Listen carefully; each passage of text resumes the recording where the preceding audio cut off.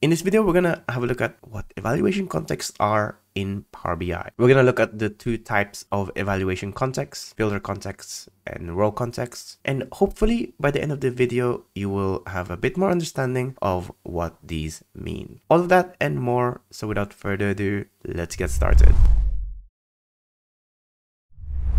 Hi, my name is Fernan and welcome to the Solutions Abroad YouTube channel, where we cover tips, tricks, and best practices when working with Power BI. I upload new videos every week, so make sure you hit that subscribe button and the bell icon to get notified when a new one is out. So if you've worked with Power BI or watched some Power BI tutorials online, you probably would have heard of these phrases already: evaluation context, row context, or filter context. Now, while you might not know what exactly they mean, you must be utilizing it already, but you just don't really know what they're called. It's a good idea to have a good understanding of what these contexts mean so that you can have a better understanding of how your results change based on the context. So let's go through some examples.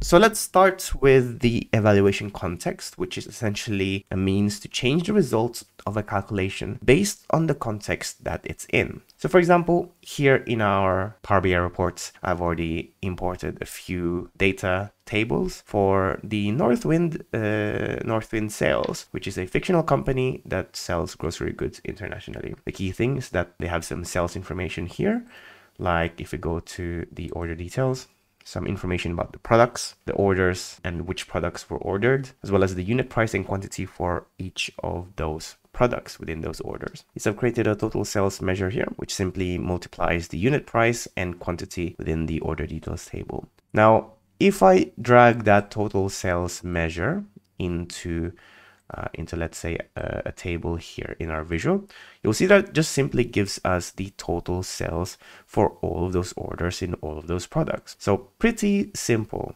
And without any context, it just gives us that total. Now, if we add category name in this table, you'll see something change. Now, total sales hasn't really changed. The calculation has still stayed the same, but because we introduced the category in this table, the calculation or the context of the total sales have changed. What it's now doing is for every single category in the context, total sales is being calculated. So for example, total sales is being calculated for beverages on this line, condiments for this, and confections here, which ultimately results in our total here that we can see, the 1.3 million, which we saw earlier. So unlike Excel, where you create the calculations and you refer to the cells, A1, A2, B1, B2, for example, measures don't have that same context on its own. So if you introduce context like this, for example, it will recalculate its results based on that. There are two types of evaluation context: row context and filter context. And what we've done just now is an example of a filter context, where we introduced a filter context, in this case, the category's name from the categories table, to change the evaluation context of the total sales. And this context makes sense and it works purely because of the relationship between the order details, where we use to calculate the total sales, to the category table.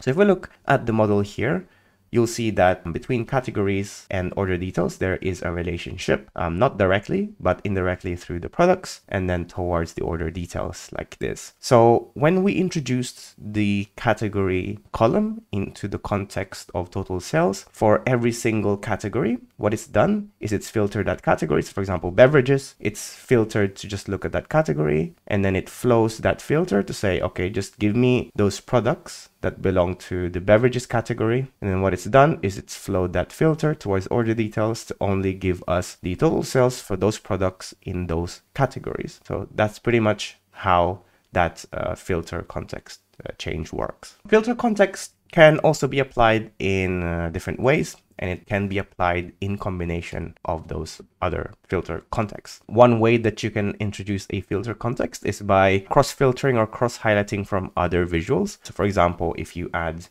a year and add it as a slicer here, if you I'm just gonna simply use a list here because there's not a lot of years. If we change now and add this filter context, we change to 1997. Now it has now two filter contexts in this total sales. It's giving us the category name as well as the year, that 1997 only. So same as before.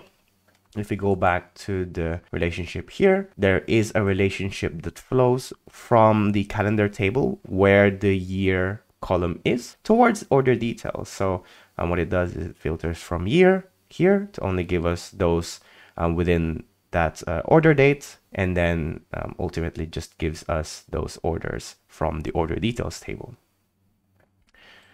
Another way that you can filter your data is through the filters pane here on the right hand side. So let's say, for example, we are only interested in certain products. So here you can see you can choose products one by one, and that will change that context on our table to just show the total sales for that product. So what you've just done is added an implicit filter onto your table or onto your visual here, which basically means just adding a filter on the report view here. And you can see what filters are applied onto your visual by simply highlighting on this filter on visual, top right of the visuals panel here. So you can see that it has multiple filters being applied to it, which will give you a better understanding of the context of that visual.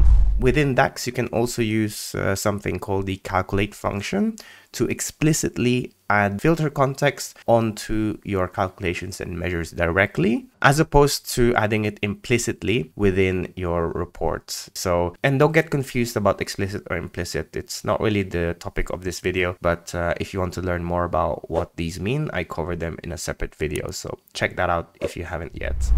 So for example, and I'm just gonna remove all of these filters here. Let's create a new measure. And I'm going to say total sales for beverages.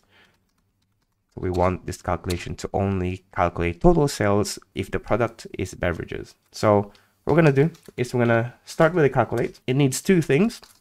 First is the expression, which in this case is simply the total sales. And then the next is the filter context, which in this case will just say if the category name is equals to beverages. You hit enter. We'll make this a bit bigger, and you'll see what happens. So you'll see that now what it does, or at least this measure, simply gives us the total sales for the beverages category, regardless of what the filter context is introduced here in our visual. So even though we are in condiments, it's still giving us the beverages. So this is one thing to bear in mind when you're using calculate, which is that it overrides whatever filter you have applied here in your visual. Let's now talk about row context, which is basically when the result is calculated row by row. Now, if you create calculated columns, for example, basically row context, and you would already have a row context automatically applied to it because the calculation is being applied on a row by row basis. So for example, if we go to the order details table here, and let's add a, not a new table, let's add a new column here, and let's name it total sales. And we're gonna add unit price multiplied by quantity like this.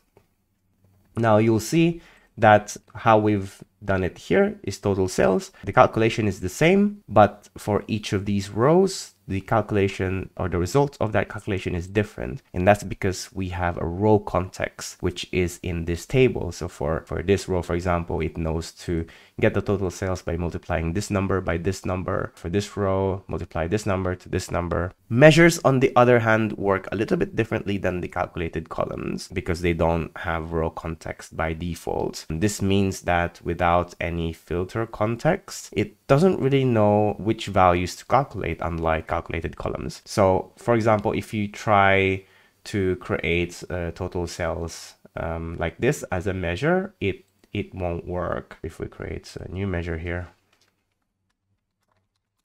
total sales test, unit price, you see unit price, even it doesn't understand the context because it doesn't have sort of a row context like a calculated column does. To resolve this, we have iterator functions which help introduce row context to measures. So you can use, basic calculations and iterate through your tables as if there was a row context in them. So if you've seen the functions, the aggregation functions like sum or count, min, max, you will see that they also have an iterator counterpart. So sum would have sum x, count will have count x, and it's specifically to introduce row context to your calculations so that the expression knows, or you give it a row table to iterate through. So for example, the total sales measure that we've been using so far uses an iterator function SUMX. So you'll see that it has two parts, SUMX. First is the table that we introduce it. So this is the table that we want to iterate through row by row. And then this is the calculation that we want to apply to it. So unit price multiplied by quantity. By introducing that table, we've essentially allowed sum to happen by iterating through the order details table. And that's really it for this video. I hope that wasn't too confusing, and I hope that you now understand a little bit better about contexts and how you can use filter or row context to affect the results of your calculations in Power BI. Thanks for watching. As usual, give this video a like if you found it useful. Give it a dislike if you didn't, so to do better for our next time. Ask your questions in the comment section box below so I can help you and you can help others. If you really like this video, we have a Patreon page where you can support the channel and get exclusive perks like early access, demo files, and credits at the end of these videos. Thanks again for watching, and see you in the next one. Bye-bye.